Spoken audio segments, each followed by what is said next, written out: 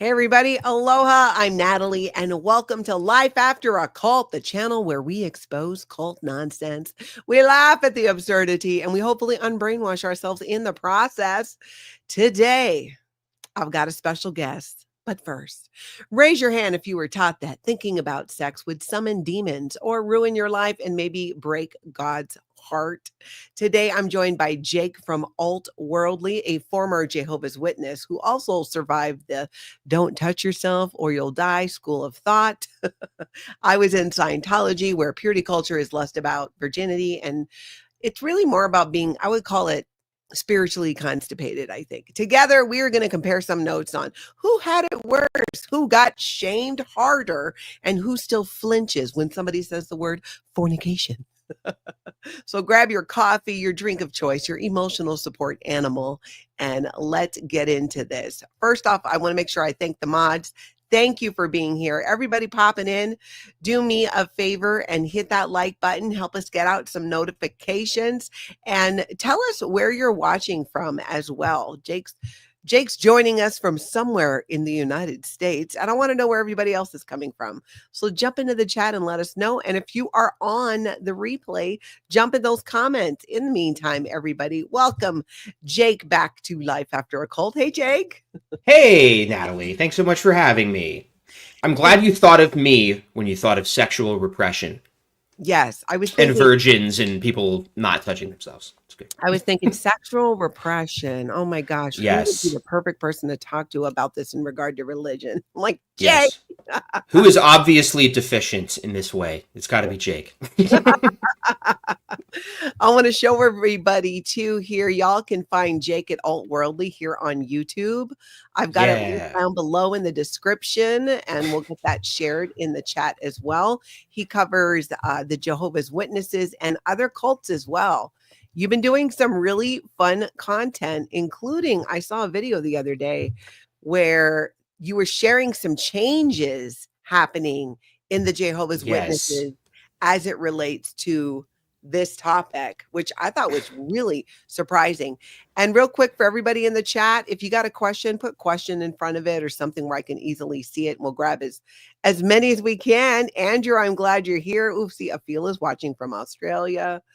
But you did this video and there were these are huge changes in the Jehovah's Witnesses when it comes to that romantic activity. Can you kind of fill people in on what it was like before and what the change was?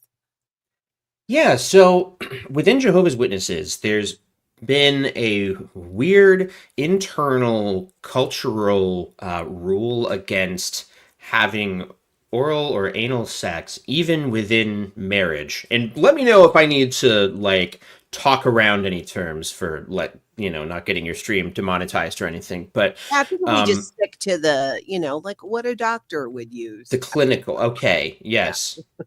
Well, yeah. So they were against that. They have historically in their publications said that it's unclean or unnatural. And when I was growing up, which we can talk about more, like I would hear this line that like oral and anal sex were things that were invented by homosexuals because they couldn't have normal relations. And I remember thinking, how could anyone know that? How could anyone? It's not like we have documentary evidence of like the first time it was discovered or something. But so that's been the case for a long time. And then over the last couple decades, the group has flip-flopped on this and just kind of tried to avoid being clear with the members about whether or not it is considered okay. Obviously, extramarital fornication and adultery and all of that, all of the religious words for sex outside of marriage, that's all frowned upon. But even in marriage, there were sexual roles. And so now the change is that it's kind of don't ask, don't tell. Like if you're going to do that in your bedroom, just don't tell anybody about it. But that's weird. It is weird. But let me ask you this, Jake. Where is this coming up? Because in Scientology, we would have what are called security checks or confessionals, which you do on an e-meter, and you're specifically asked if you engaged in certain activities.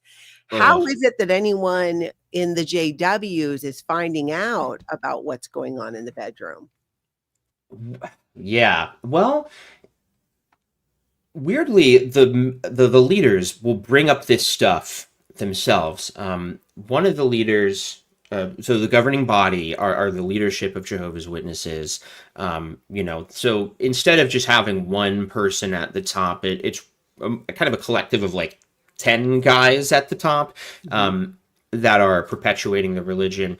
And every month, actually many times a month, Jehovah's Witnesses are always releasing content, whether it's magazines or on the internet, but they will just produce an article in a magazine and all witnesses have to read it. And it will just say, like, this is not appropriate because it's unnatural, and they'll cite some verse that gestures towards that. And so, in the JWs, let me ask you, in the JWs, the leadership is all male? Oh, yes, and can only be male. It is entirely like patriarchal in the true sense of the word, in that women cannot hold privileges within the congregation. Like, they can't have authority over a man. They believe in that divine headship thing. So we've got a group of men who were in the JWs all this time been saying, oh, no, oral is bad news. No. I just have a hard time wrapping my head around them actually believing that. I know. If it was all women running the JWs, I could see them being like, yep, nope. No. I know. Like, wouldn't you think if you got in charge, you'd be like, hey, I think I'd like to have a blowjob one of these days. Maybe we'll just make those legal. So just so I can have it and not feel guilty. I think rule the whole time. Yeah, it's don't ask, don't tell. Yeah, it's really weird. So you asked too, just like how would people know intrapersonally? Yeah. Well, it's weird. So sometimes when something is not clear in writing, the witnesses just go to the elders, the local congregation leaders, and they'll ask. And if there's not something clear in writing, the elders will write to the branch headquarters of Jehovah's Witnesses, and then the branch will have to make some kind of decision. It's basically like going up to the Supreme Court, kind of, and weirdly, over time, like, this issue kept coming up a lot. And so part of it is the gossip culture that people do just talk interpersonally, and they'll be like, hey, is this something you guys do? But because these are human leaders and they do disagree with each other, they will just flip-flop. And there have been times where they're like, this is fine, and times when they're like, this is not. But the issue that it causes is mass confusion and shame, even just within marriage. There was a governing body member who left the witnesses. This was back in around 1980, I think. And he went on to write a tell-all book. So it was pretty crazy. Like, imagine if David Miscavige was like, you know what, I renounce this. I'm going to tell you everything. That's what happened here.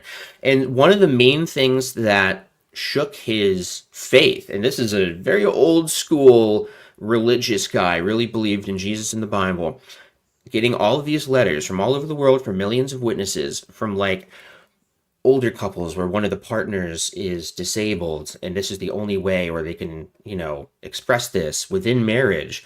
And now there's a rule about it. And behind the scenes, what's happening is it's just the leaders sitting around a boardroom, and it's really just their personal opinions. And so I guess, it's a good change because now there's less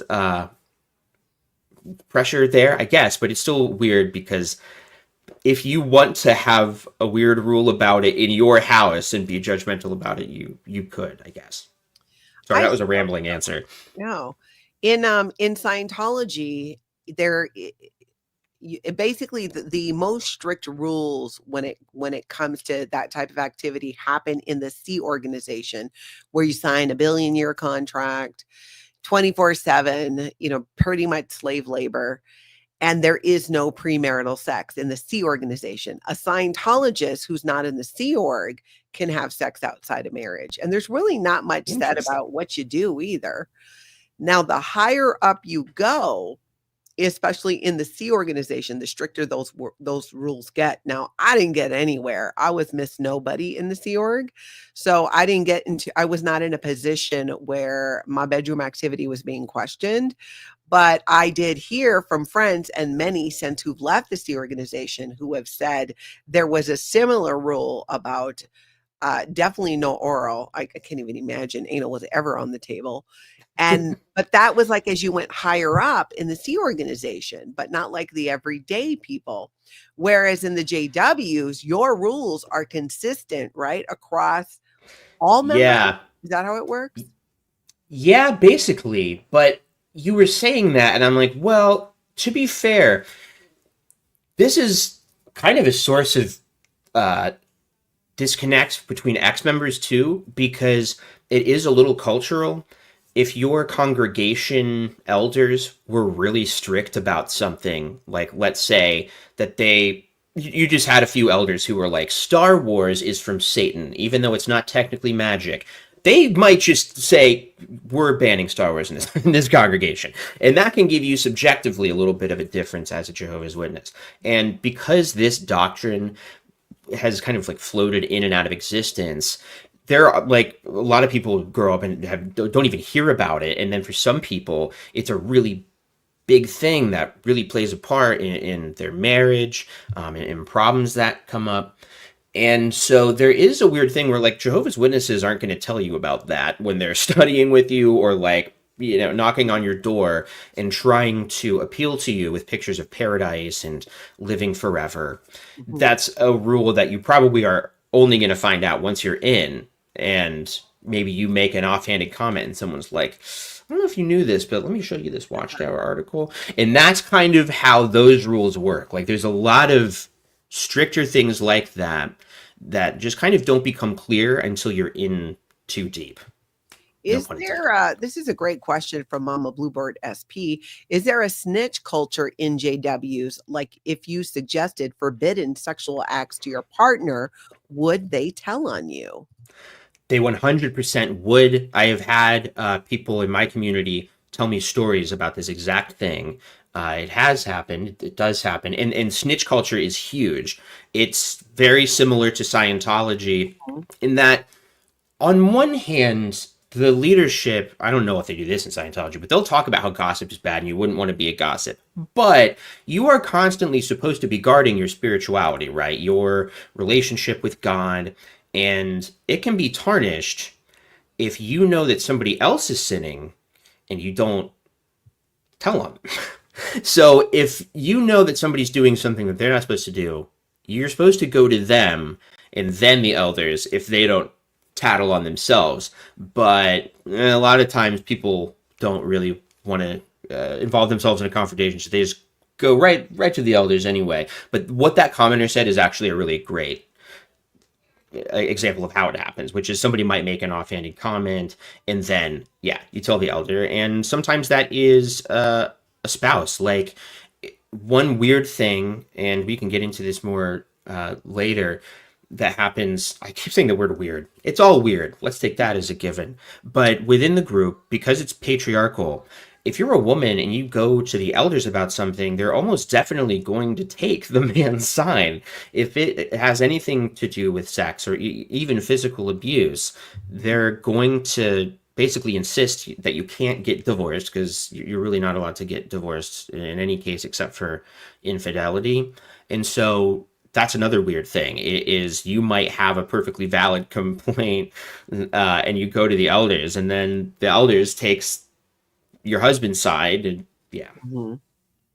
That's fascinating. In Scientology, there is a rule, Erwin Hubbard said, that if you know of somebody who is violating policy, that if you don't report them or you're aware of something they did that violated, the cult's any of their ethics policies, and you do not report it, that when it gets found out, that you will be charged as guilty as well because you didn't report it. That's kind of how it's controlled in Scientology. But in Scientology, we're specifically asked on the e-meter questions about our sexual activity. Right. That's so there's not like a structural thing where that's going to happen, except if the elders think that you might be sinning and they sit down with you, they may ask you questions that are that personal. If you get in trouble for really anything, and you are a part of a judicial committee, which is like three elders sit down and reprimand you basically, but they ask very, very invasive questions. Since we're talking sex and sexual shame, I'll tell you a time I was involved in a judicial committee situation. Wow. I was dating a Jehovah's Witness, another Jehovah's Witness sister. I was like trying to not use all the language. Like, it sounds weird to say I was dating a sister. Yeah. Not, she was not my sister. Anyway, she was another Jehovah's Witness my age in the hall. We were dating. And we got, too physical. And because I really believed it, and I immediately felt all this horrible guilt and shame. And like, as I'm driving away from the scene of the crime, I like call my elder friend. I'm like, I just messed up with my girlfriend and we were making out in the back of her car. And then we didn't, I'm like crying, and I go home and tell my mom, and so then we're dragged in front of the elders. But the questions that they asked me, and this is best case scenario because I'm a guy and I know this elder who's asking me these questions, but they're asking me stuff like, well, did your fingers penetrate her? How long? Did she reach an orgasm? How about you? Did you touch her breasts? Like, they are talking really, really gross stuff like that. And And you're a so minor then when this happened? I was not a minor when that happened, but that's exactly the thing. It's like, if you are a baptized Jehovah's Witness, you're subjected to all of this. So now imagine you're like a teenage girl, and it's these three old guys asking you that kind of question. Mhm. Wow. Yeah, it's funny how it's similar but different. There was a great question here too.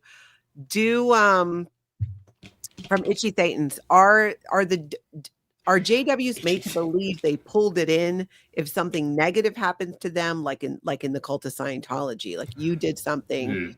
Scientology has this twisted view on it's not even karma because it's complete and utter victim blaming.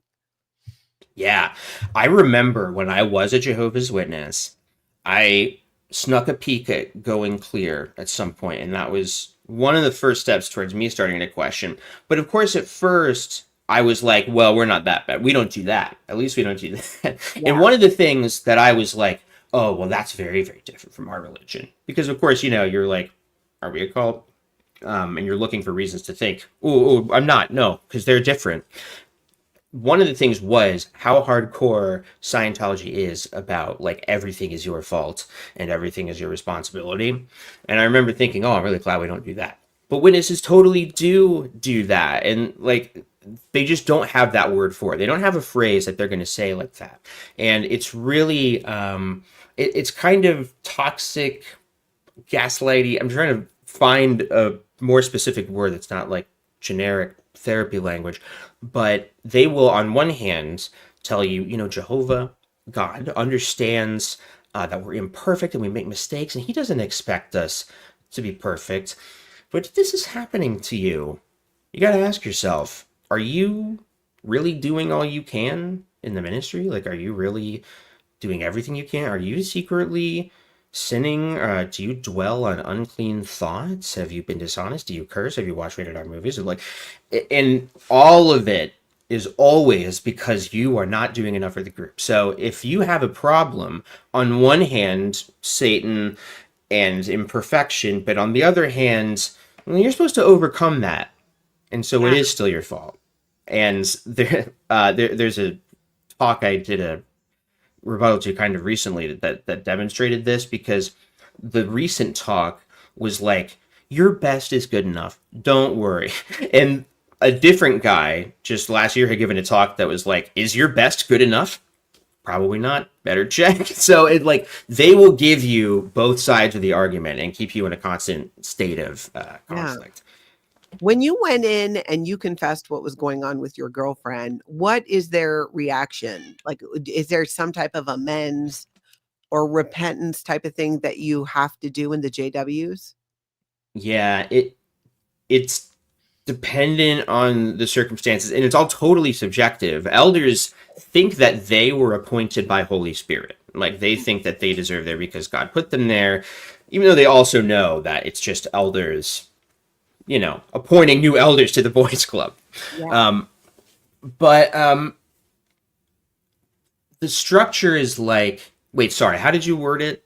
Like, do you have to make any type of amends when you get in trouble for breaking Right. rules around intimacy? So everything in Jehovah's Witnesses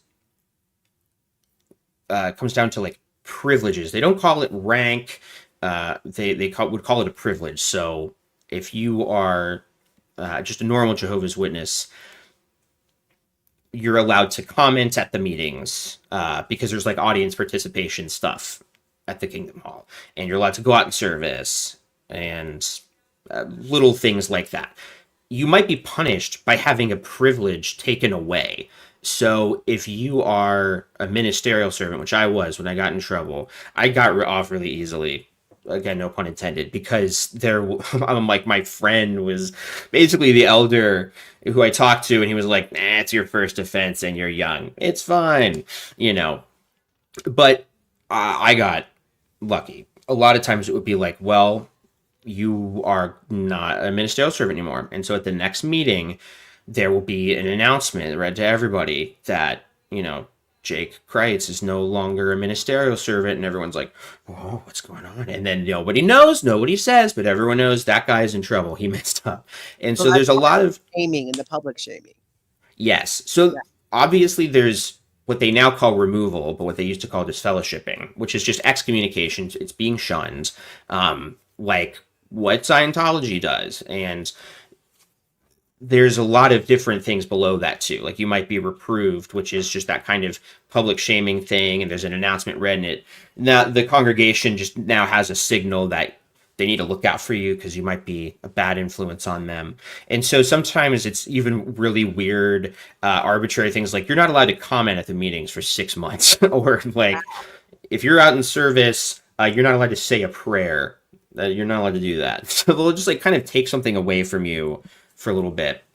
So it's usually there's a timeline on it. Like, okay, you got to do this, or you have to do this for this amount of time. And then it's a done deal and you can move on and get your privileges back. Yeah, but that's as long as, okay, well, that's the commenting thing. Oh, we took away your commenting privileges. That they'll give you back if you're good. Oh, also hi to Bo, who's hanging out. Hey, Bo. All these cats are really trying their hardest to distract me right now. I had Echo by my feet. Bo's like tapping my shoulder. But like, if you're removed from being a servant or an elder or like a real rank in the congregation, there's no timeline on getting that back. That's like you are just back to square one. You're just like a normal Jehovah's Witness now, and you are kind of viewed as lesser because everyone knows, oh, that guy used to be an elder and then he was deleted. They even use that term. When you're removed as an elder, you're not removed. You are deleted. You've been deleted from the elder body. Wow. Creepy. S. Pliska says, hi from Texas. Thanks, Jake. I'm already subbed to your channel and I love it. Been out 50 years. Wow. Hell yeah. Oh, love that. A long time. I do need to put on my glasses so I can see the comments. Arkansas Flamingo, this is so bonkers. Do the JWs have an e-meter too, telling the auditor what is going on within the confines of marriage? Lazy. No, that's what's so weird is the Jehovah's Witnesses are a real testament to the, like, what you can convince a person to do to themselves. Like, people will rat themselves out. They will just rat their spouse out. They'll shun their kids or let them die because if they need a blood transfusion, they're not allowed to do that. And everything is kind of spun. Like, the spin is that this is your personal decision because you are so convinced of what the Bible says, and that, Watchtower's interpretation of what the Bible says. But there's no e-meter. It's all just kind of, they're going to pelt you with so much shame, and they'll say things. The one that got me was that if you don't confess your sin to the elders, you're kind of infecting the congregation, and it might affect God's ability to get the Holy Spirit to everyone else around you. Like you're almost like you're so toxic. You're like radiating this anti-Holy Spirit energy that's like it's going to cancel it out. So you better go to the elders and confess. It'll block Jehovah's Spirit. So it's just kind of shame and telling you that you're just going to ruin it for everyone else, and also you might die in Armageddon if you don't come forward with it. Wow. Don Glove says, my favorite, and this is sarcasm, JW Media is that creepy, unhinged animated children's show. I'm not familiar with that. I bet you are. Yes, I am. This is Caleb and Sophia. They have a cartoon duo. I don't think that they have any cartoons about sex. That would be groundbreaking new material for them. But they like one of the cartoons is that really made the rounds because it is so creepy. Is about Sophia is a little Jehovah's Witness girl, who goes to public school, and she comes home and tells her Jehovah's Witness mom, I have a classmate that has two mommies. And the mom is like, well, now I have to talk to Sophia about why that's not okay. And so it's just like an anti-gay cartoon. Wow. Yeah, when I was a kid, they didn't have that stuff, which I'm fortunate. They did have stuff for kids. It was just not as polished. So it was just kind of scarier. Yeah, they're bringing the propaganda down to the kids level where they can understand it, which is scary. Marilyn Honig from Coffee, Cult, and Craft says, in our cult, it was mission position only. You were guilted into confessing if you erred. Marilyn was a different type of Christian cult. I think where they like spoke in tongues and everything. Oh, yes. Okay. Well, that stuff, what's really funny is when you're in the group, you hear stuff like that, like speaking in tongues. Oof, that sounds really crazy. And then we all realize, like, oh, we're all crazy. This is all just made up. And we were just convinced of things that weren't true. So, yeah, I don't know what that had to do with anything, but yes. Yeah. Brooke Elliott wants to know, do JWs have rules on joining the military or government roles? Yeah, they do. You are not allowed to engage in non-neutral activity, I think is how it's put in the Elders Manual. Mm-hmm. That's actually something I should mention real quick. I'll put that aside, the Elders Manual.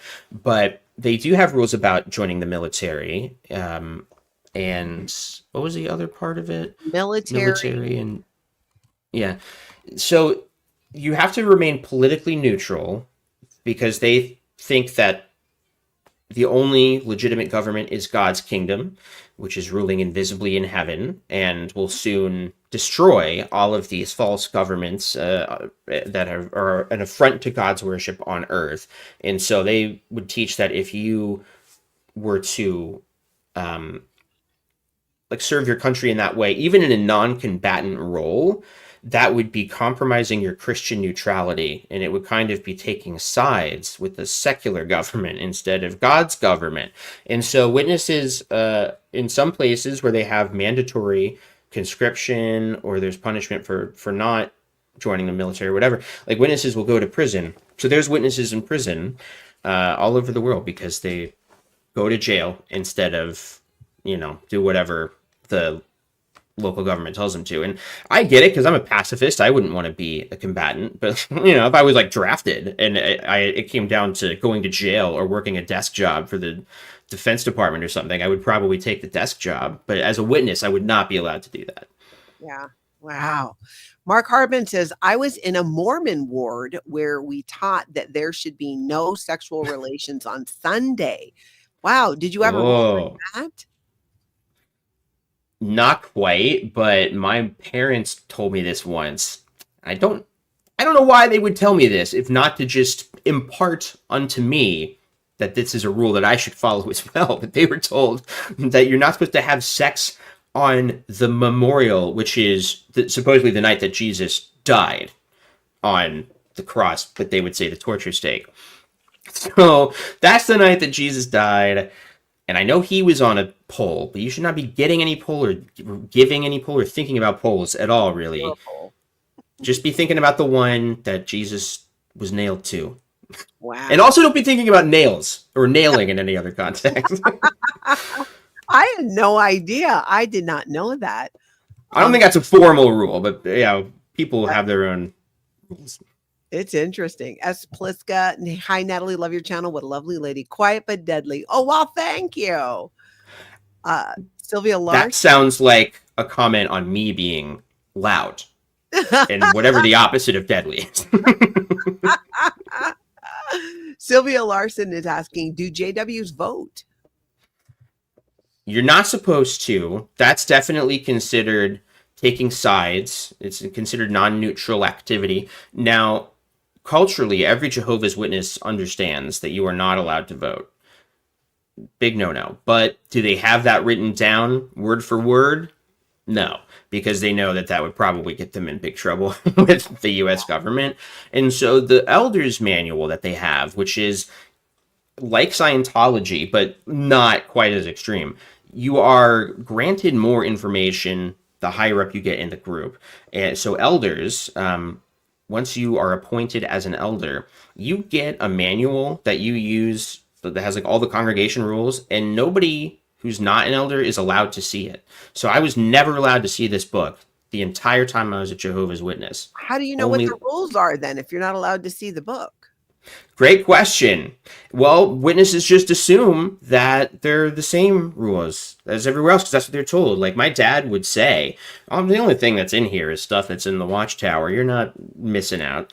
And I'm sure that he thinks that, but it's just not true. Like all of the really crazy specifics about like, well, if this person's working a government job, give him 6 months to quit before you reprove him.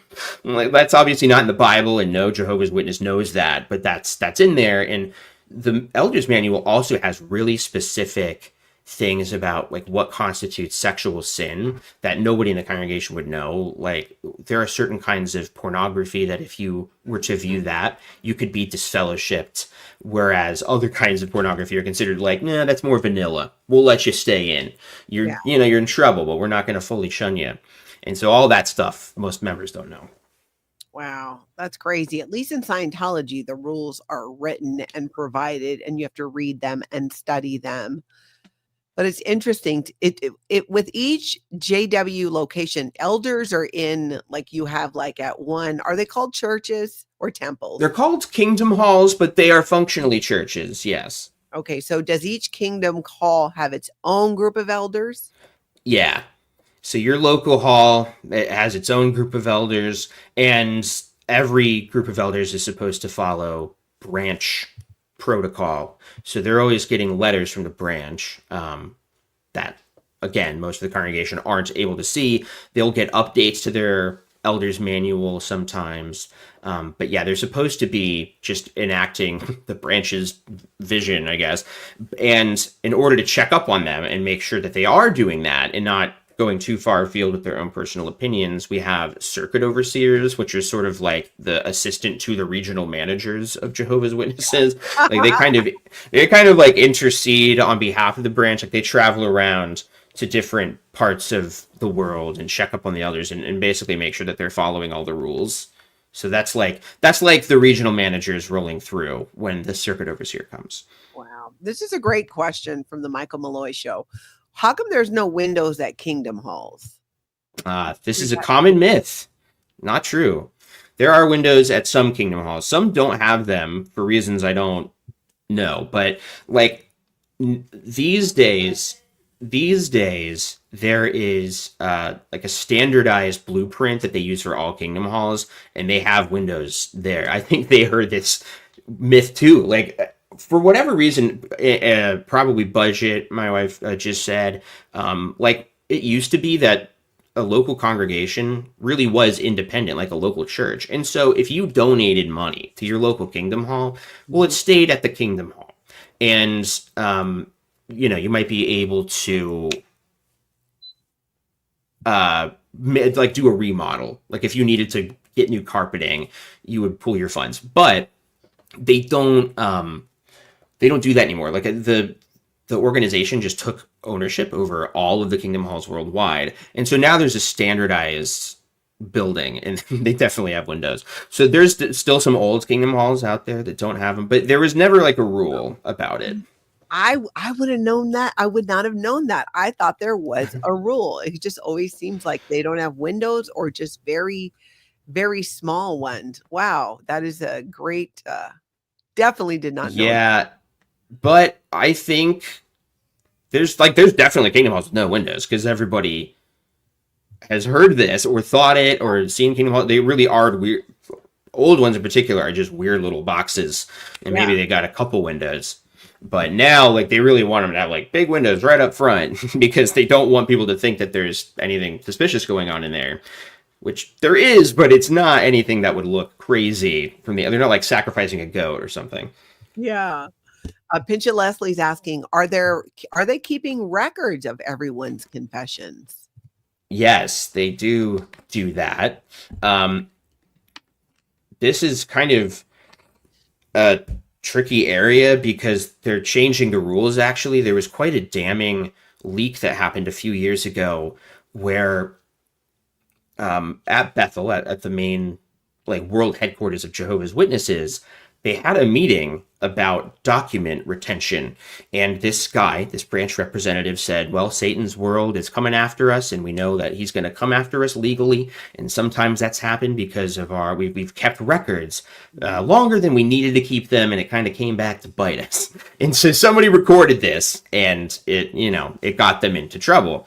But they do this. Elders, they're like not supposed to keep handwritten notes anymore. They used to, but they have to fill out what essentially look like police reports on people in a lot of circumstances. Like for me, getting disfellowshipped for apostasy, they have to fill out what genuinely looks like a police report. It looks like very official government documentation. They have it for CSA victims too, which is really upsetting. Those have come out in court, like, if you are a minor who was sexually abused, they fill out one for that too. And there's even report it? No, their rule is to call world headquarters, and world headquarters will tell you if you have to report. So step one, and that's in the elders manual too. If a congregant comes to you and says, CSA happens, call the branch immediately. Don't call the police immediately. Call us. We'll tell you if you have to call the police. And of course, most of the time they say, don't call the police because it'll make us look bad. Yeah, I bet.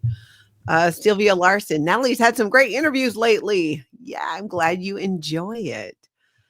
Yes, I feel bad. I feel like I'm doing all the blabbing. I should be asking you questions. But then I'm like, wait, maybe you are just interviewing me. What? You can ask anything you want. I'm just grabbing the audience questions.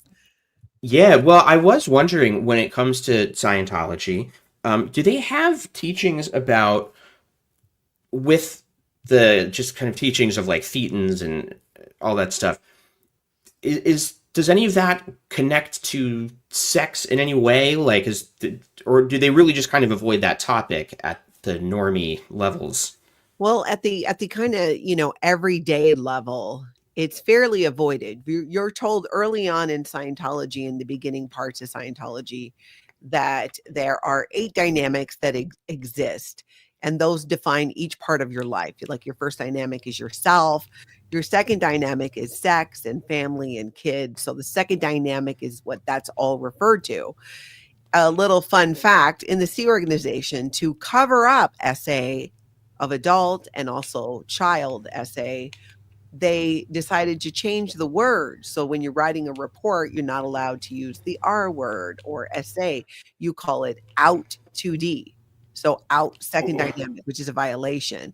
You can be like out ethics means your ethics are out, or out public relations mean you've done not good public relations. So they call it out 2D without saying it, which is how they think they've gotten away with dodging mandatory reporter laws, because clergy are mandatory reporters, at least in the state of California, where a lot of this happens in the Sea Organization.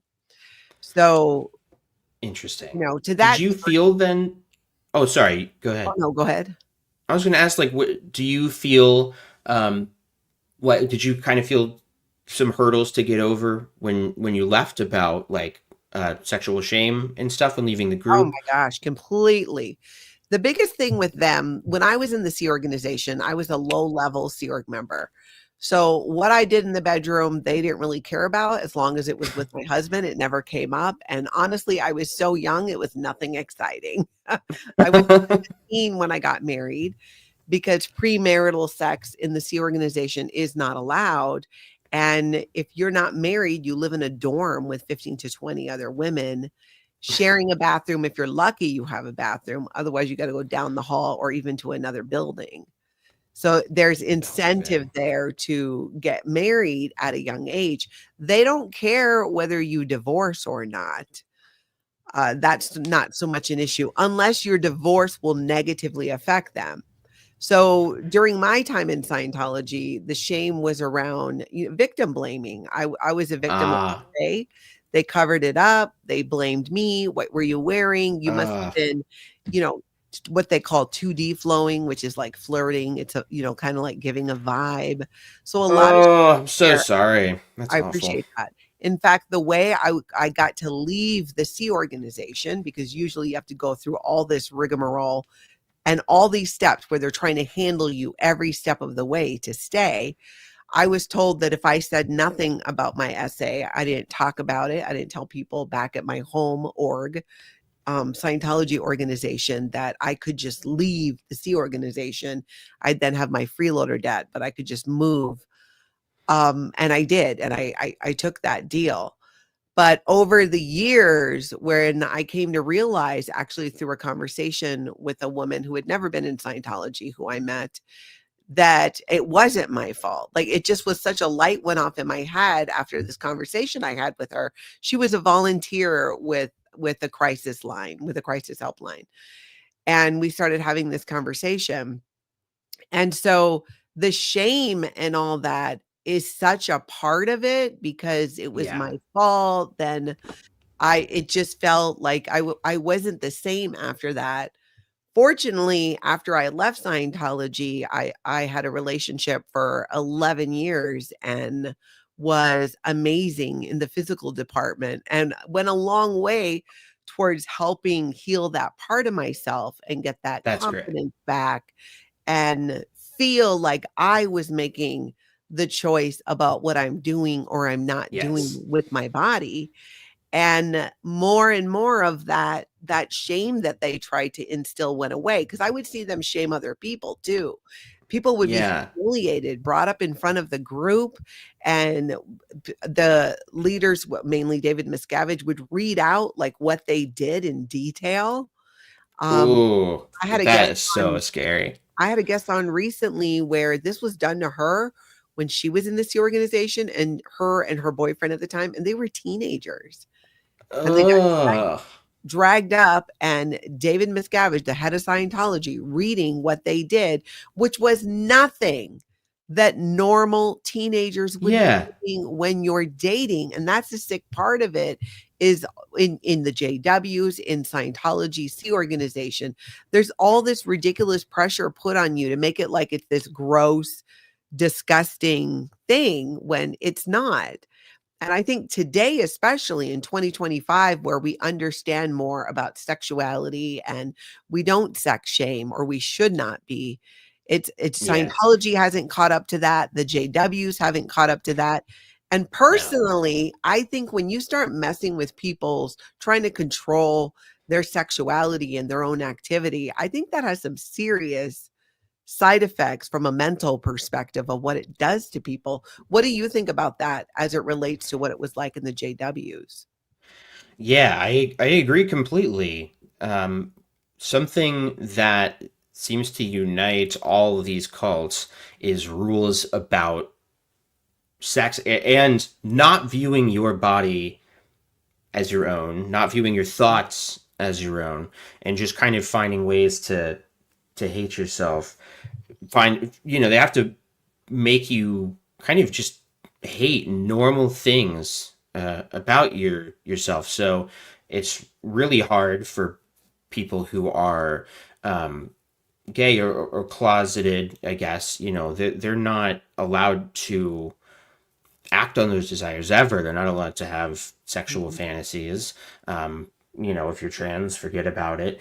And even if you're straight, like, you're not allowed to have fantasies either. You're not allowed to think about that stuff. If your mind starts to wander, you've got to pray to Jehovah to help kind of steal your minds. And like you were saying, the kind of stuff that people get in trouble for is generally just normal things that you would not get in trouble for. Like me and my girlfriend when I was 22 or whatever that was. Like, there was no need. It's crazy and really kind of demented to think about the fact that my first instinct was to call an older man and tell him everything I did and, feel really bad about it. It's really strange. That's odd. That should have just been nice, but it wasn't. And what happens, and I know that it was hard for me when I got married, and I think my wife as well, is because there is a strict no premarital sex rule, like a lot of Christian-y cults. Well, it makes everybody really eager to want to get married young. But then maybe that doesn't happen. Well, so first of all, that creates a lot of unhappy marriages. But I got married a little later by JW standards. I was 27 when I got married, so I was old. Me and my wife were very old, 27 and 28, getting married, geriatrics, and it's a really weird and my favorite word. It's a really unpleasant experience going from your whole life being told, like, you are not allowed to be a sexual person. You're not allowed to think about this stuff. If you start feeling some type of way, you better just pray that away and just shut that down. And so your whole life, you try to shut off that part of your brain. And then, the second you get married, not only are you allowed to be, but there's an expectation that you should be very sexual. And so that's hard for men and women. I think it's especially hard for women in the group who are already viewed as weaker vessels who have to treat their husband as their spiritual head. That was never really my wife and I's relationship, but just that very practical thing of you tell somebody to think one way their whole life and then you got to change it. It's messed up. So I'm very lucky in that I'm still married to the same partner, and we've both been able to kind of deconstruct together in our own ways on a slightly lagged timeline, but now we're in the same page together and stuff. But that's still something that we have to unpack. I mean, that it gets to the core of who you are as a person. It gets Yeah. into really immutable things about yourself that you can't change and that you might not understand. The adults, people who are just fully functioning adults who never grew up in cults, still find out stuff about their sexuality later in life. And so, it just like puts you at an extreme disadvantage. Yeah, I agree. My time in Scientology, I was only in a serious relationship with 2 non-Scientologists. So my previous relationships had all been Scientologists. And I will say this, the best sex I ever had was with a non-Scientologist. Not surprising at all. Not surprising at all to hear that. Yeah. Well, is it kind of considered improper to talk about too within the group? Like, even though maybe it's not demonized, is it a little like, oh, that's not Well, dignified. We don't really talk about that. everyday Scientologists, I don't think so, unless you take it to a Okay. level of it just being what they would call restimulative. So it would be like stirring things up, and it could be inappropriate speaking with certain people about it. Like, I always used to say Okay. any talk of sex, if it's not with the appropriate terminals, is not okay. And now I understand it's like, hey, I can talk about sex to anybody I want, well, provided that, they want to talk about it, because it doesn't mean that it's sexual in nature. If you're Yeah. discussing something, you can be adult about it and have a conversation about it to maybe gain some understanding without it being, with the intention of it being titillating or anything like that. In the C organization, though, you would get in trouble. You are more likely to get in trouble for talking about certain sexual activity because you could be reported for it.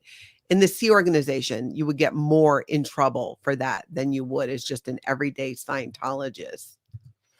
Ooh, I forgot to ask you earlier. What is the reasoning for why the Sea Org has this extra layer of, I don't know, like purity around Yeah. sex? Like, what is the justification within the group? So I've heard from people who were in the Sea Organization back when they were on the ships. And some of them had said, it was a bit of a free for all. There was like too much sex going on, that could have been part of why. But it was the A bunch of people alone on a ship? I don't believe it. a bunch of, yeah, who'd have thought? But it was the 60s and it was the 70s. There's one woman here on YouTube. Her name is Tori. Her channel is Tori Magoo 44. And Tori's been out of Scientology for a couple decades, and she has been speaking out about it for a long time.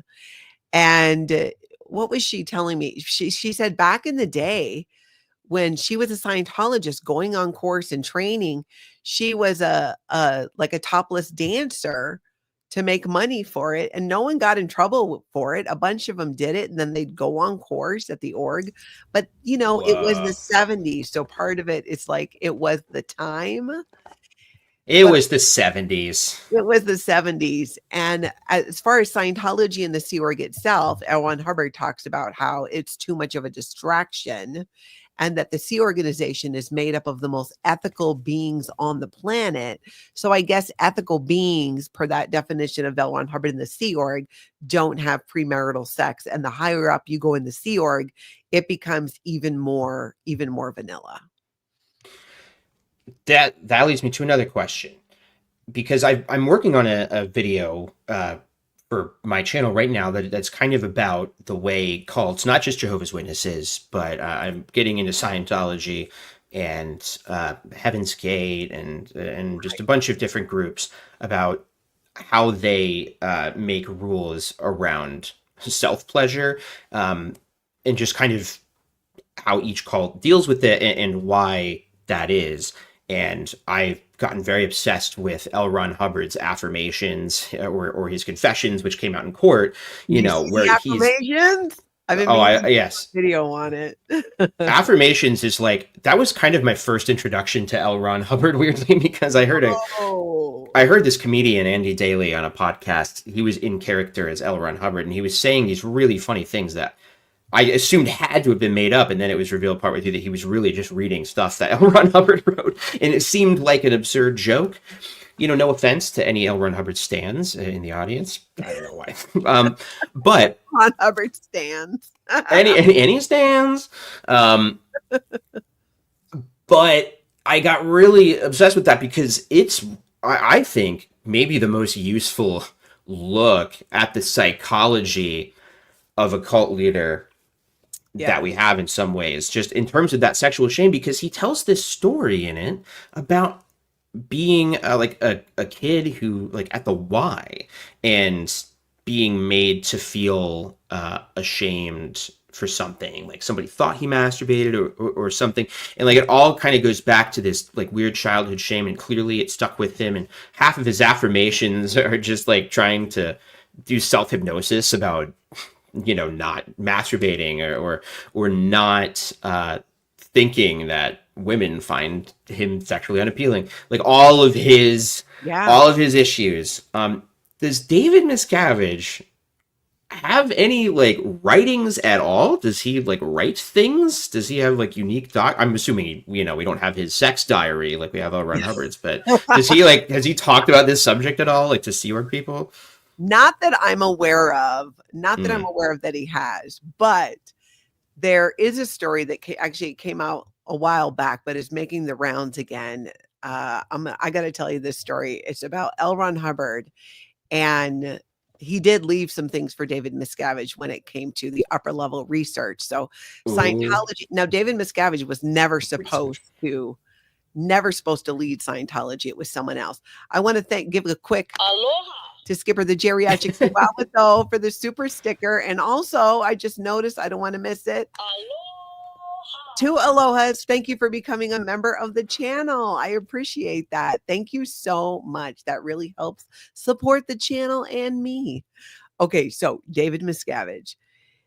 The upper levels, operating Thetan level 8 is the highest people can go to. But David Miscavige Scientology has held this carrot out, saying operating Thetan level 9 and 10 will be released when we get all these organizations to just be this gigantic size. So David Miscavige, L. Ron Hubbard dies. David Miscavige gets his hands on some research L. Ron Hubbard was doing into these upper levels. So he's got writings on it, but he's got notes in the side, in the margin. And you know what they are?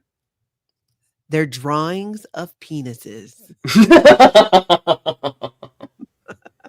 Boys will be boys.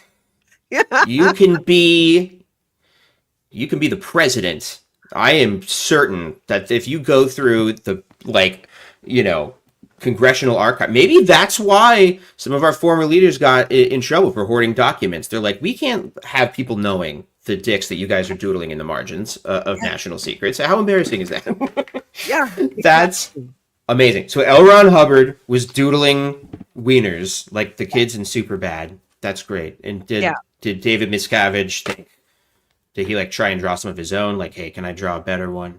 Yeah, you would think, but so he was talking to a guy named Tom DeVocht, who's a former Sea Org member. He just started writing a Substack, which is fantastic.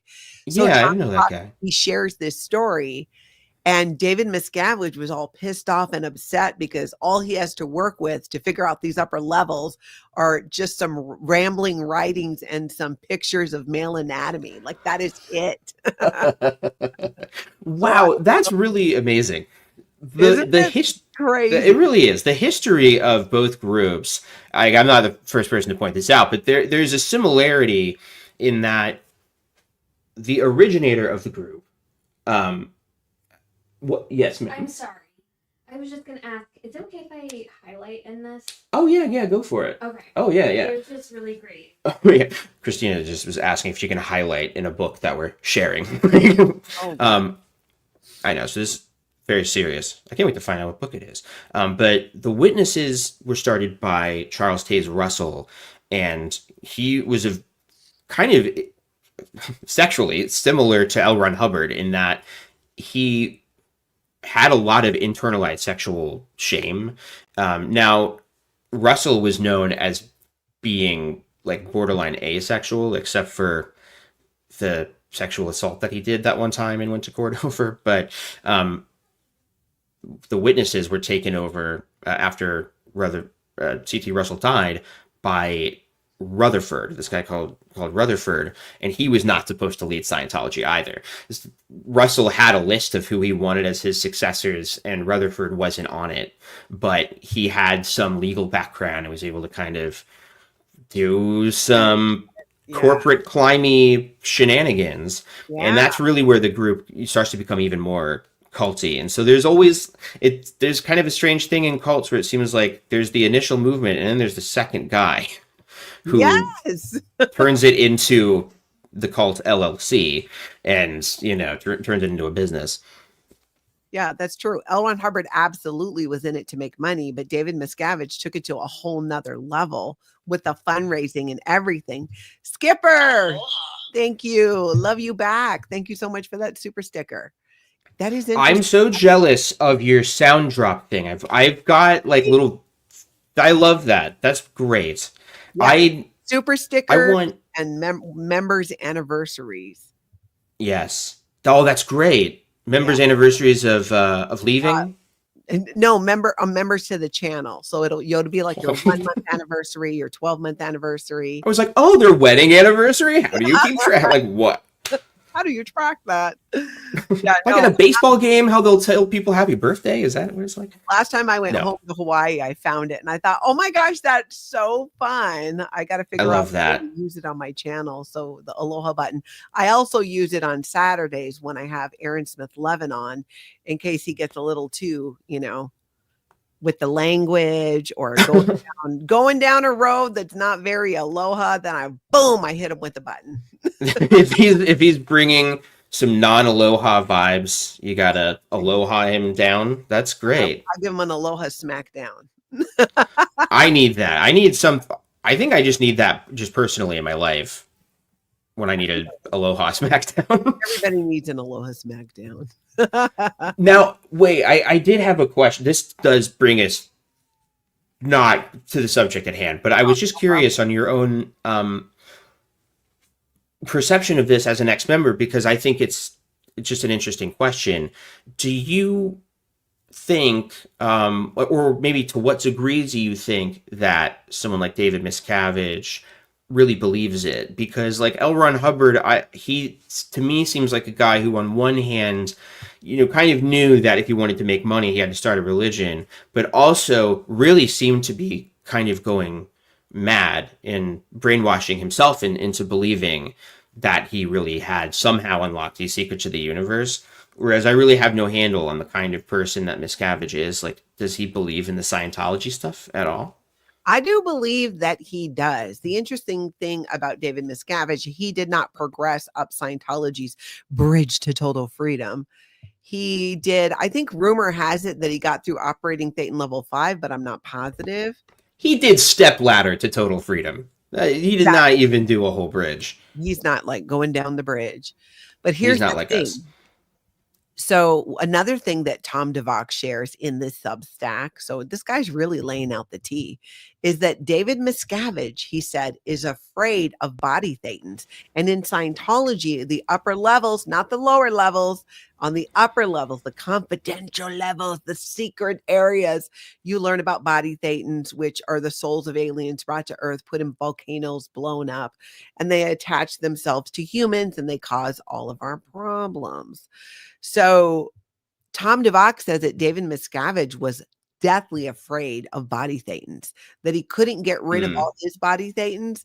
And for some weird reason, he was afraid of the body thetans of children, which is, I don't get why, but there's nothing that differentiates them. But, you can't really make sense of BS. So as much that's interesting though. That's interesting. So I like that because maybe he kind of believes in that pseudoscientific aspect of it, but understands which elements of the group are not true. That's another interesting thing about affirmations. As L. Ron Hubbard, one of his affirmations is like, which things you're saying are lies and which ones are not. And which kind of tells me that he actually does not, and that he was starting to lose track of which lies were lies. And he also became obsessed with the body thing. That's interesting. Yeah, but he, when you talk about being a real believer, I think David Miscavige believes to a degree. Yeah. I think it's much more about making money. It was always about making money for L. Ron Hubbard. When he was doing his research into the upper levels, when he was working on body thetans, he was on a lot of drugs. He took a lot of phenobarbital. So it's no wonder. And now that I understand the history of L. Ron Hubbard and who he actually was, I would answer that question differently today than I did before. I would have said before, no, he's totally a real believer. Now, I don't think that he was. I think that he was full of himself, full of his own ego, and just getting off on the whole being a cult leader thing. There's so much now that we're finding out about him and his past that it's not in alignment with, oh yeah, I totally believe this. I mean, there's precedent too. He changed operating Thetan level 8 because what it originally was so offensive to Scientologists that he had to change it. He basically said that Jesus was a pedo and yeah. That's a tough one. That's a pretty tough position to take. That's a tough sell, even to Scientologists that don't traditionally really believe in God or have a relationship with Jesus. They were still like, whoa. What does this have to do with anything? So much. That's amazing. I never knew that.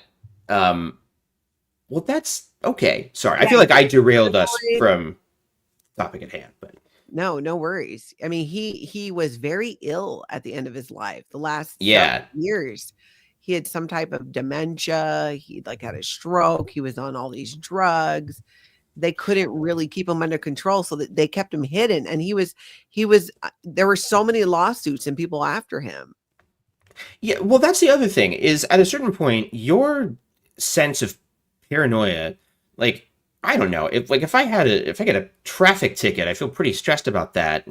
Just having that in the back of my mind somewhere. When you have multiple lawsuits, like you've Yeah. definitely broken federal law a few times, and you Mhm. just know that other people know that you're like, I can't imagine the kind of psychological turmoil that would cause. And I really think that all these cult leaders tend to, like, they lose their minds at some point. Like, the question of whether they believe it is almost besides the point, because their brain is turned to scrambled mush, and they're just like, I will say whatever it takes to survive.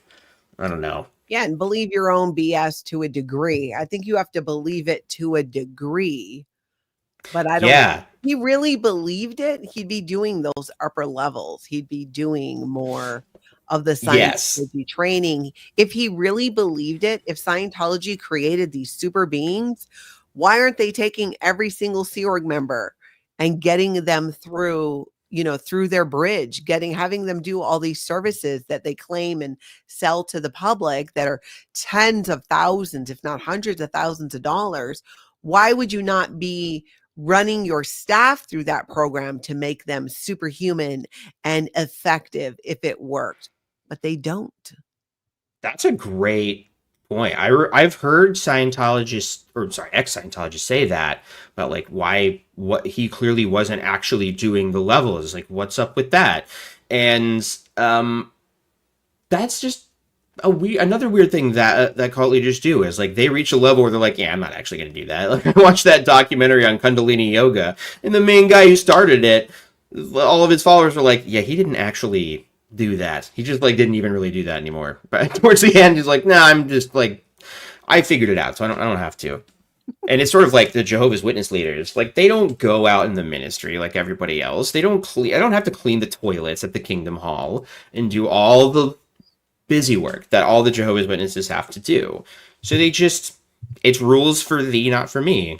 Yeah. And I wonder, my conspiracy that I wonder about is, what kind of weird sex stuff do they do? Because I'm just like, these weird old guys with all this power, they got to be up to something. I don't know. Yeah, you're not doing nothing. And it's so strange to me too that they still only allow males. I heard a story. Well, yeah. Oh, sorry, go ahead. That there's a guy named John Atack. He wrote a book called Let's Sell Them a Piece of Blue Sky. He's not just a former Scientologist. He knows all the research.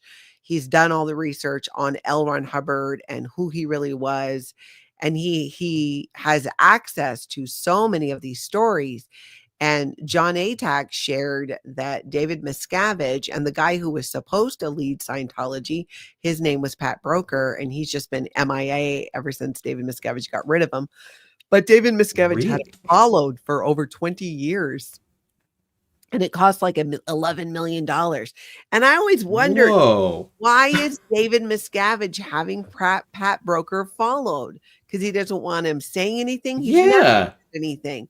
What is he so worried about? And John Atack shared that David Miscavige and Pat Broker would take money from L. Ron Hubbard and go to Vegas, because they would have to meet in Vegas in secret, but they would gamble and partake in the prostitution while there. Yeah. And that's allegedly a bit of hearsay. It's what John said. And I asked him recently, like, where did you hear that from? Like, where'd you get that information from?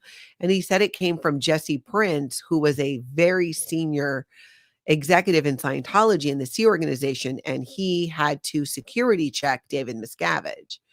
And that's part of what he shared allegedly. And that's why people think David Miscavige doesn't do any more Scientology auditing, is because, he doesn't want to fess up his own stuff.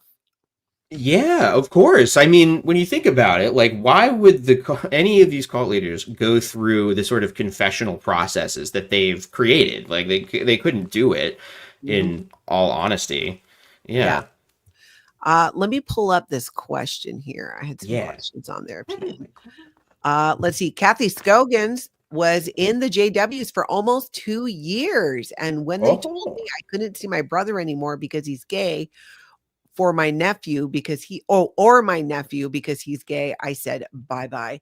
Kathy, wow. Good for you, Kathy. That makes me really happy. I was able to connect with with somebody that I knew from my witness days. Just last week, I was able to meet up with them, and they had a similar thing that was their reason for leaving. It was seeing one of their family members who was gay and who was shunned because of it, and just being like, nope, that's not going to be my kid. I'm not going to do that. That's wrong. And I wish that all humans reacted like that to that sort of thing.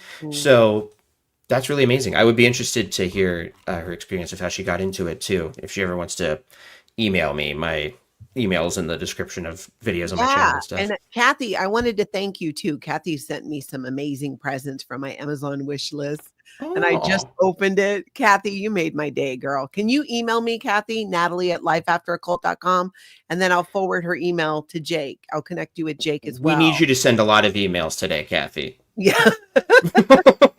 That would be fun to talk to Kathy on your channel. Absolutely. Yeah.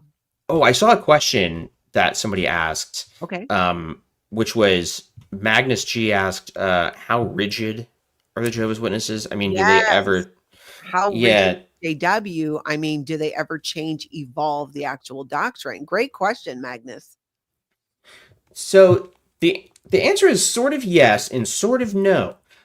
They will change the window dressing, but they will not change the core of the religion. So when you think about something like, you can now have oral sex within your marriage, that doesn't really change anything about the doctrines of what's true and what's not. That's sort of the leadership will be,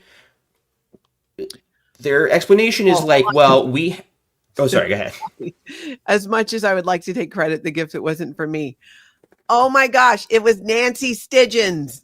It was Nancy. Damn it, Natalie. But Kathy, you should still email so we can connect you with Jake. But it was Nancy Stidgen. Oh my gosh, I haven't seen Nancy yet. Kathy, thank you for clearing that up.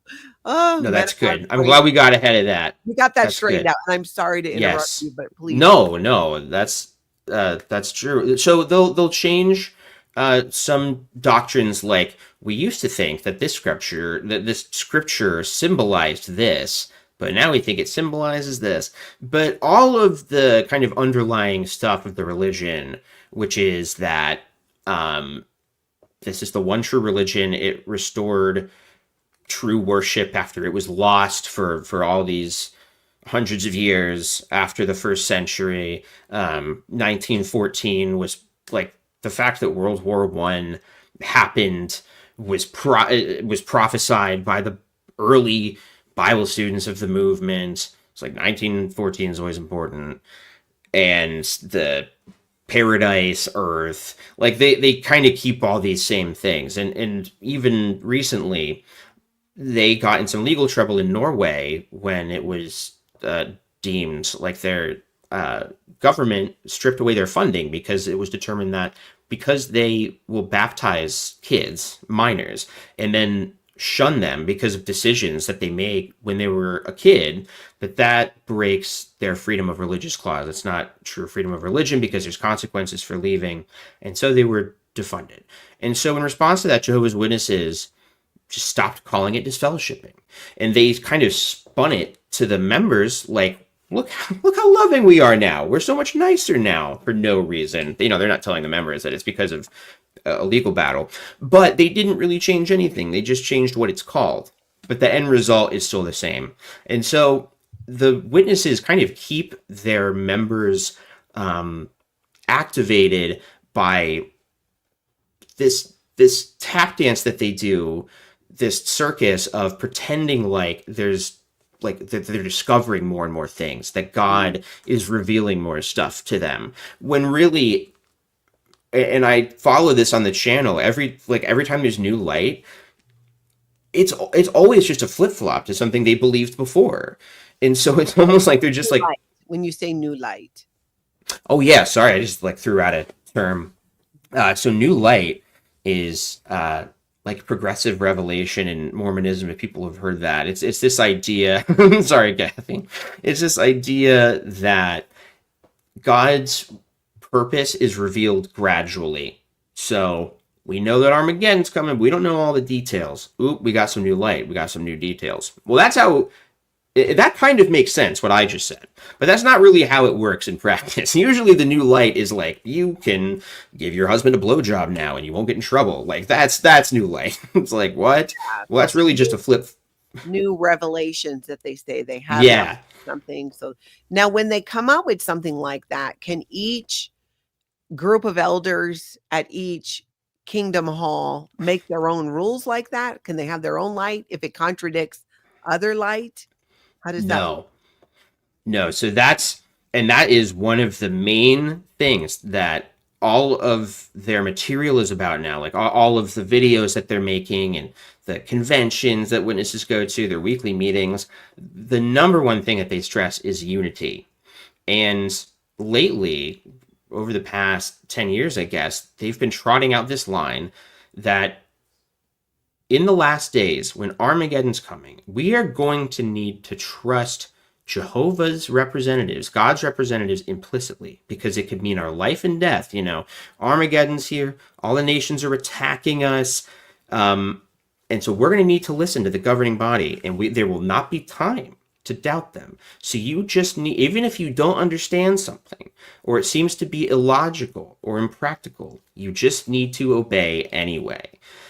That's very, very, very scary. You know, I only take comfort in the fact that witnesses are so big that they couldn't just like tell all their members to drink Kool-Aid tomorrow because it would be too logistically challenging.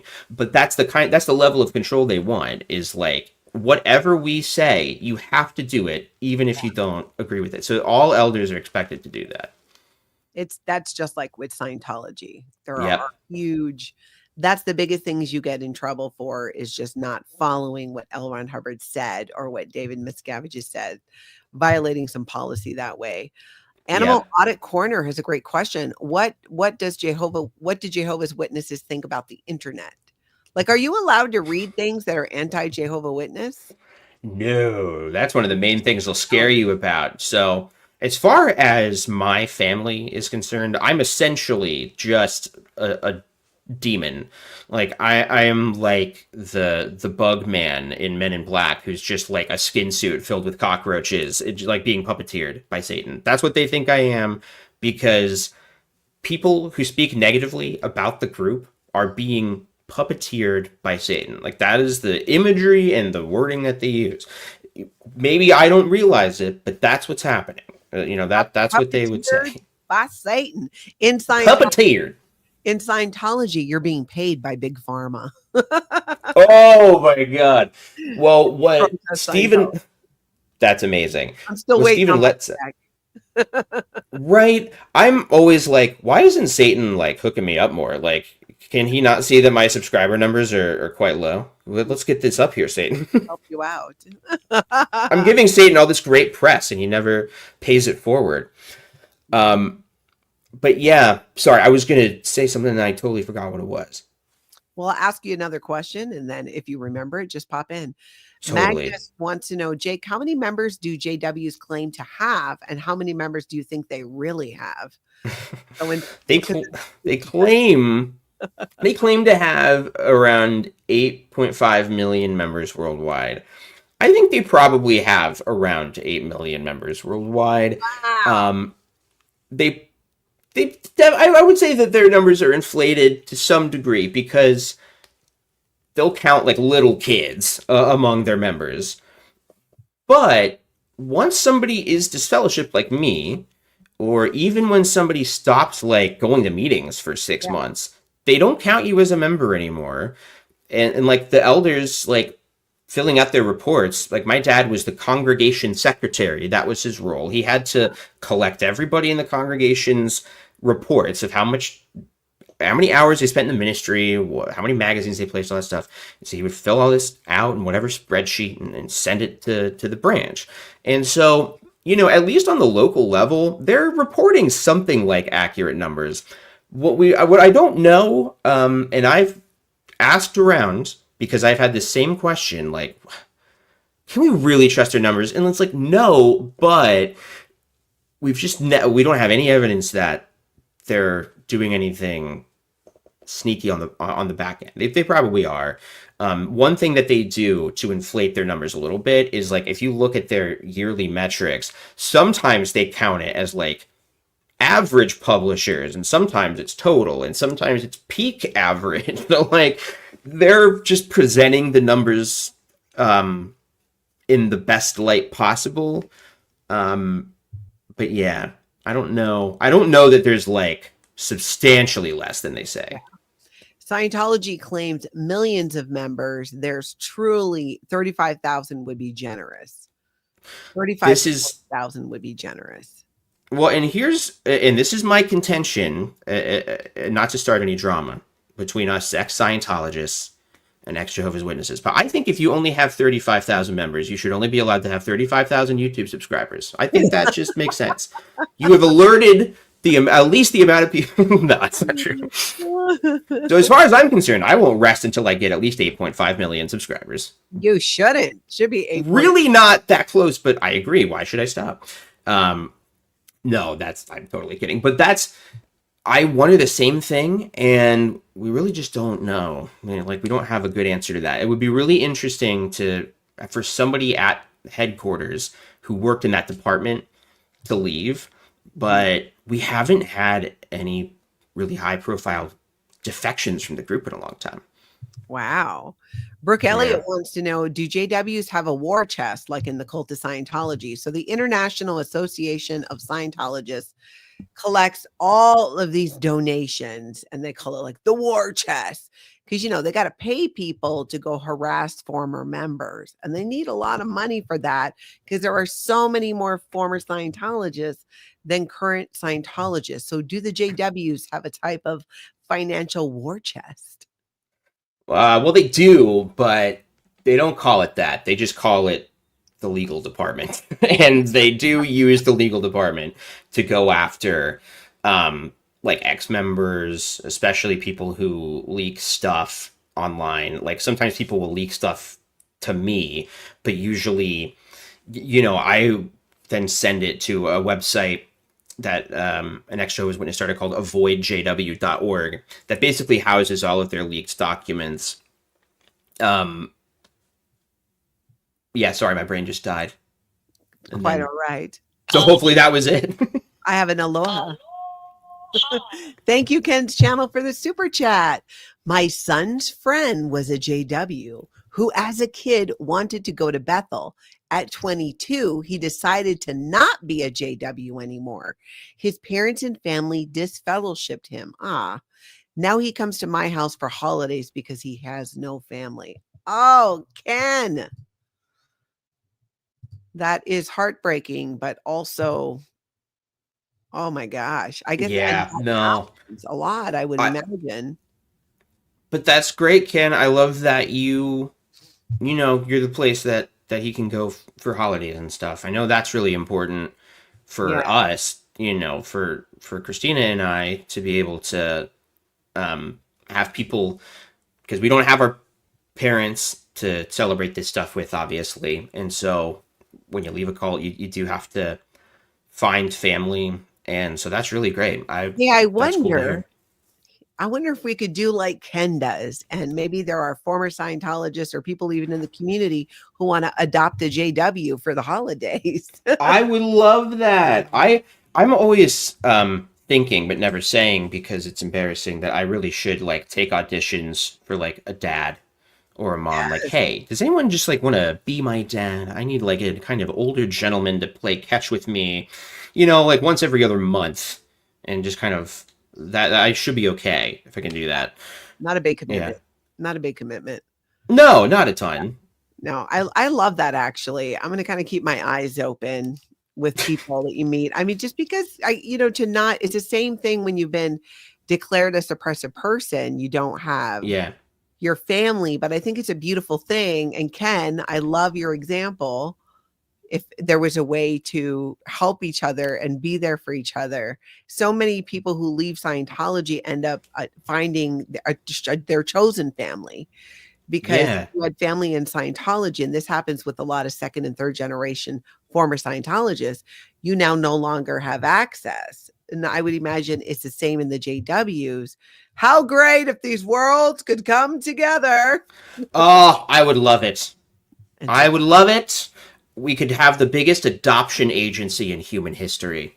we should start it And with, finally take down big adoption. yeah. Ken's channel says that Scientology helped me understand JW disfellowship. Yeah.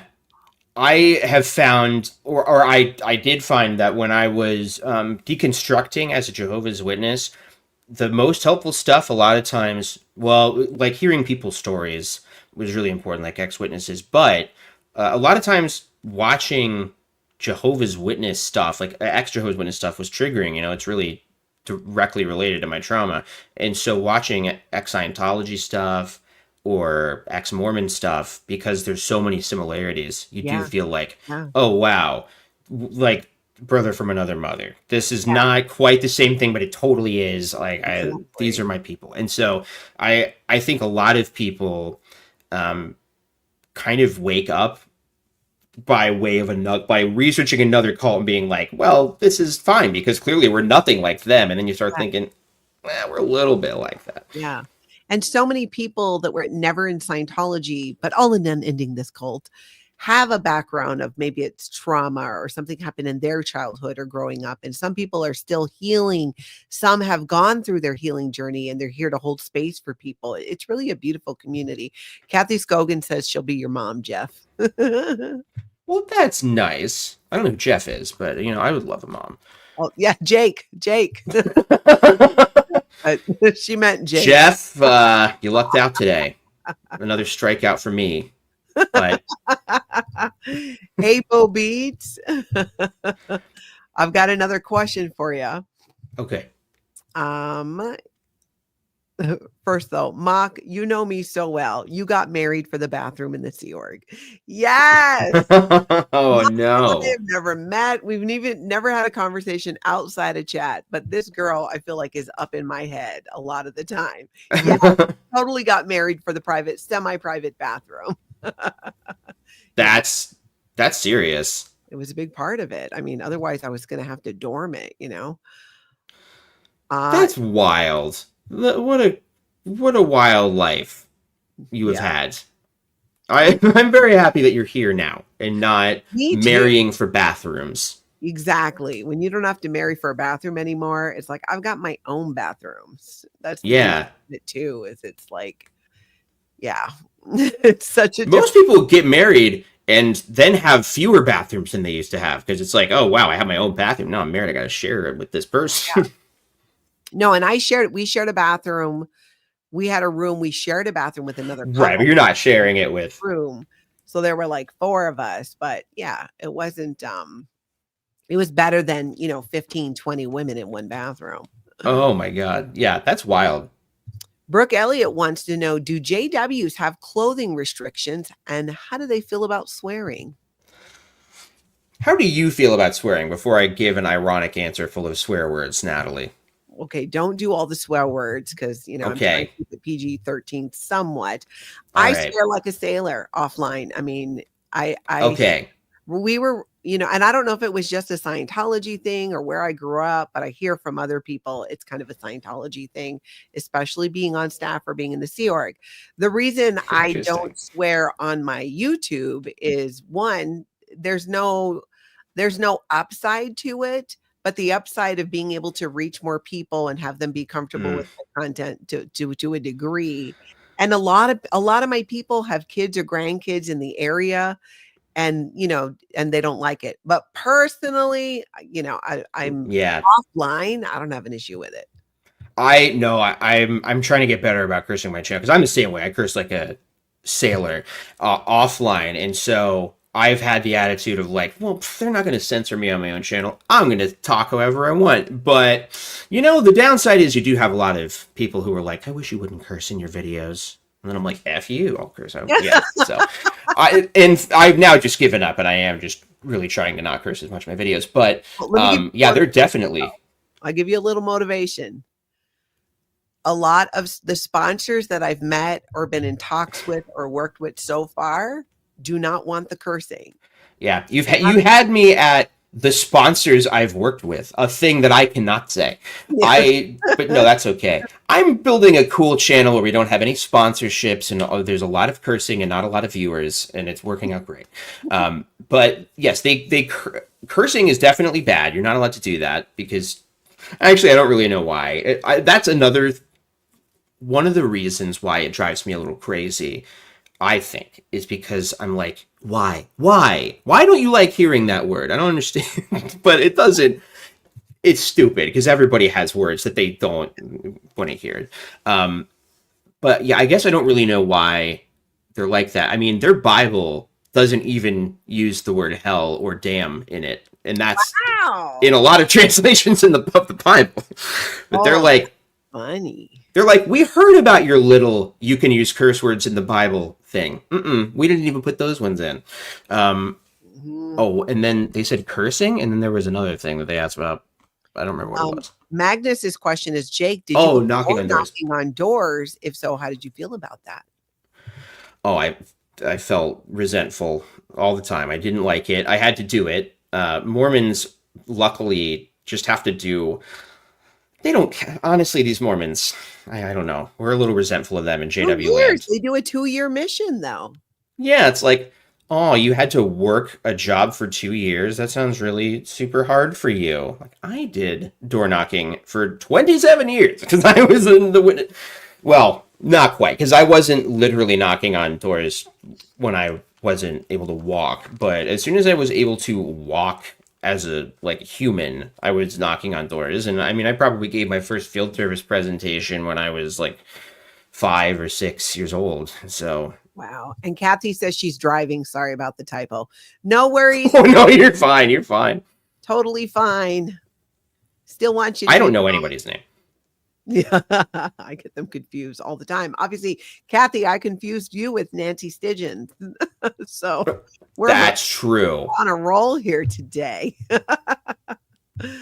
Let's see. Amber. No, I read that one. Amber Finesse says, Natalie is correct. My first husband was a Scientologist. My second husband is a never-in. On the topic of my opinion about who did it better. the talents disparity. Yeah. Yeah, the non-Scientologist, definitely. I mean, there was... Well, never mind.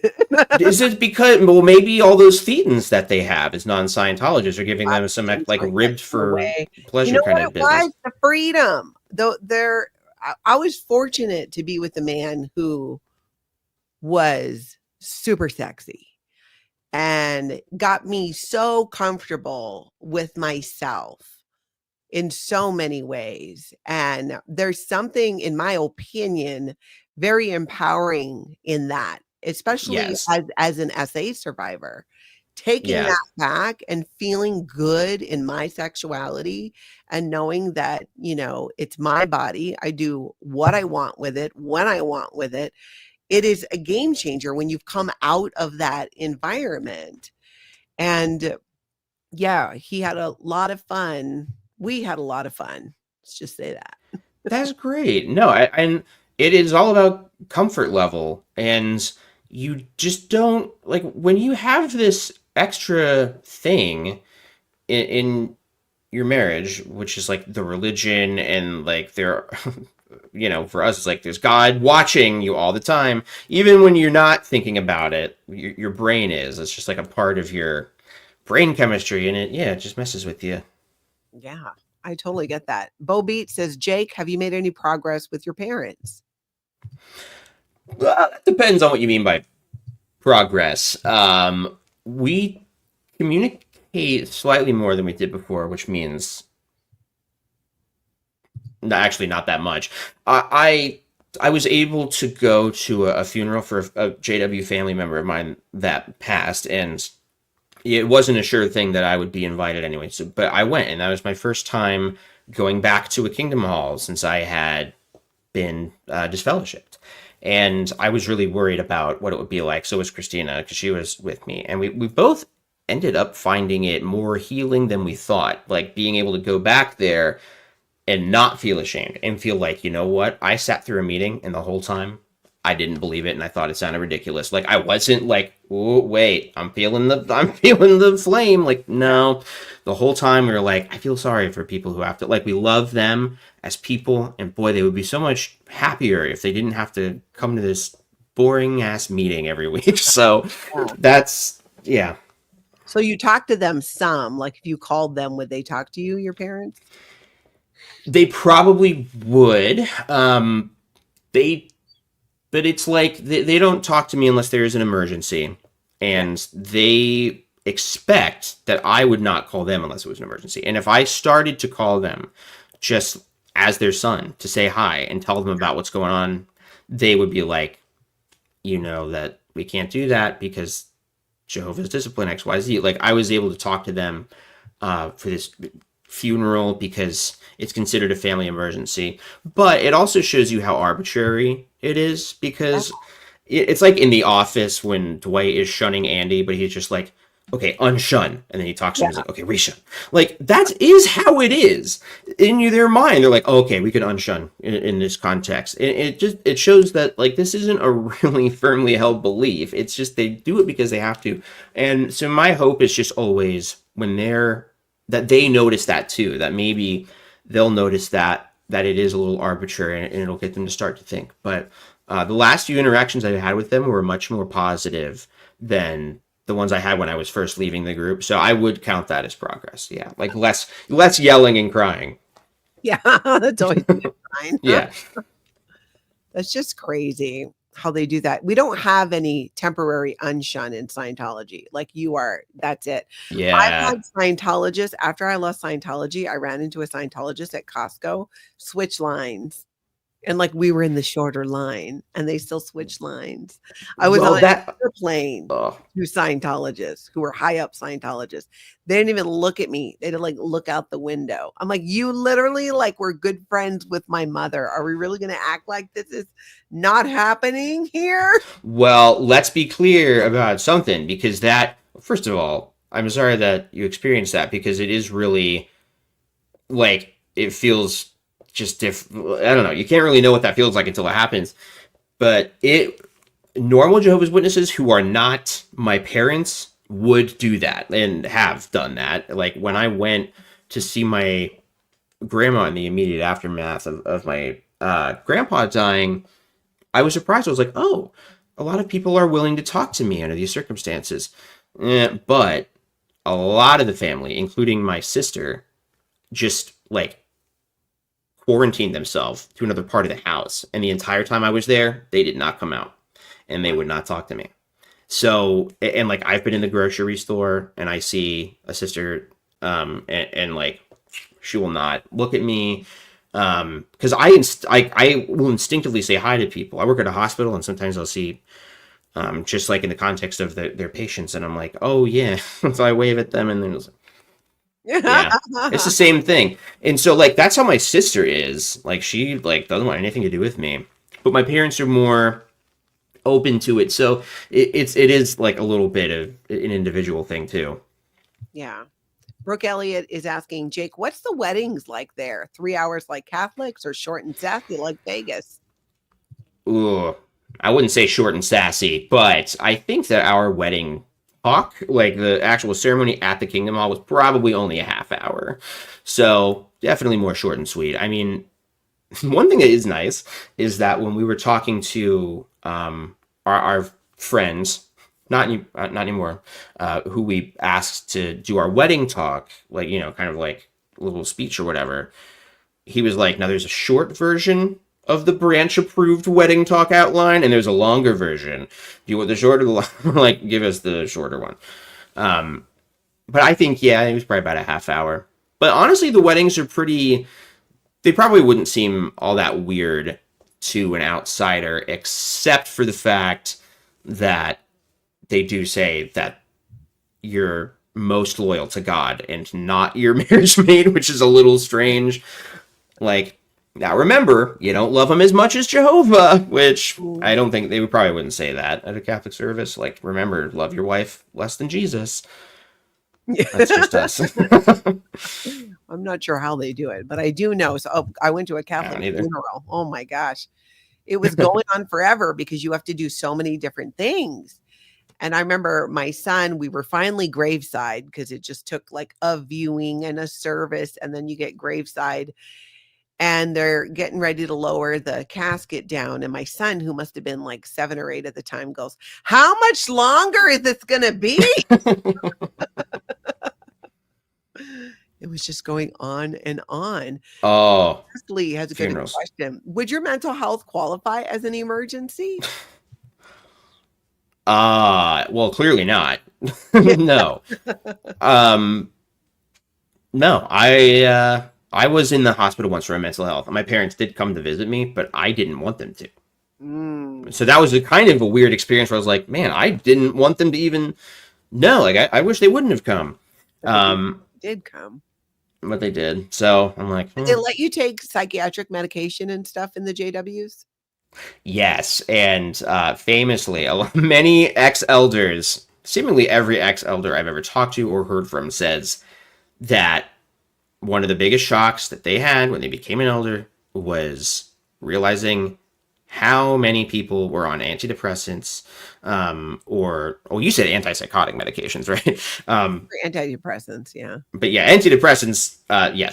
Antipsychotic, also you were allowed to do. They really don't have anything with medicine. The only restriction they have is with blood.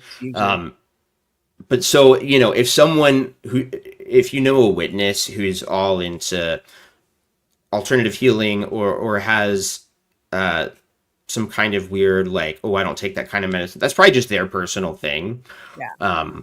And a lot of witnesses are resentful of those people because they're like, you make us look weird with all of your weird beliefs about medicine. And like, meanwhile, like, I'm pretty sure it's the blood transfusion thing that's most upsetting to people. I don't think that's the problem with why you look weird. Yeah.